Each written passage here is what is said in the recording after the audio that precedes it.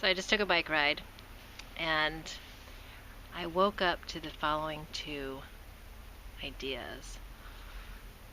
One was about commitment and the power of commitment, and also what has happened as a result of our being lulled into reliance on things that make things easier, which we call technologies.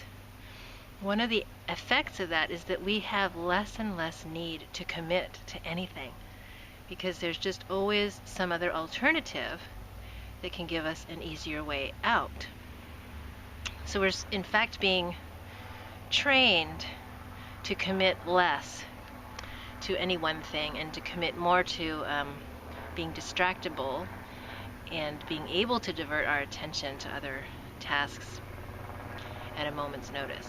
So there's some balance and dance here, and of course my own experience, my own closest experience to that is with music, where in the act of improvising and playing and collaborating, there's an absolute commitment to listening and being in the moment.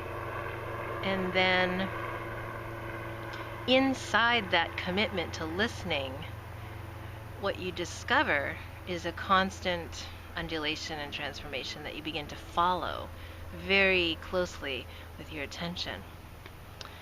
But there's still that act of committing to something.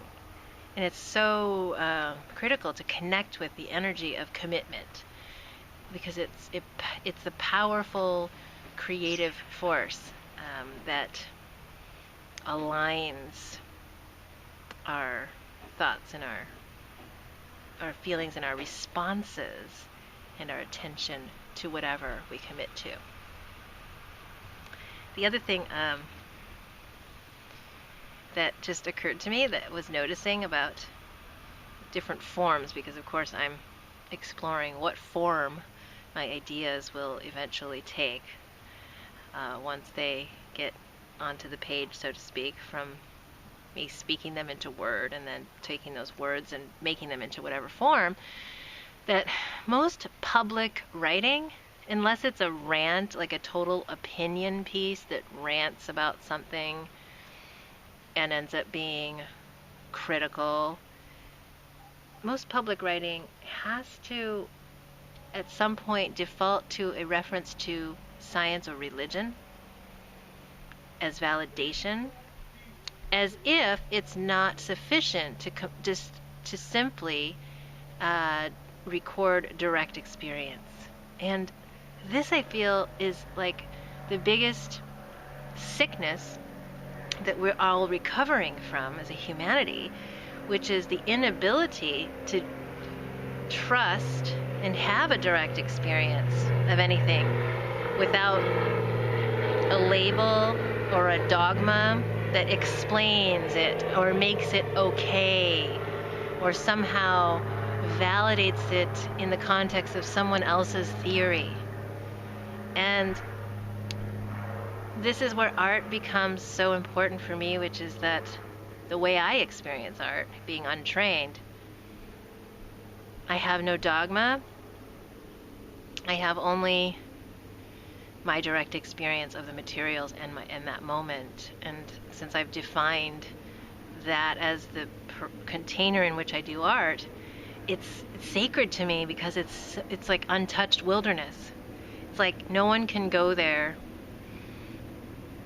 and superimpose any kind of theoretical model onto it and affect me, because it doesn't apply. Like, they can do it on their own as their way of framing things, but it doesn't apply to me, and it's so special because it's my container for having a direct experience, unconditioned, and as much as possible. Of course, I'm always being influenced by what I've seen, but I've deliberately said, oh, I'm going to allow myself to have a direct experience here. So that's pristine wilderness in your life.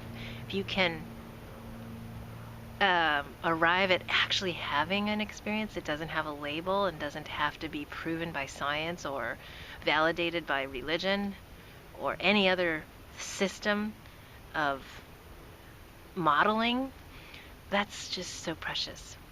And keep it for your own and share it, because we need to see more examples of it.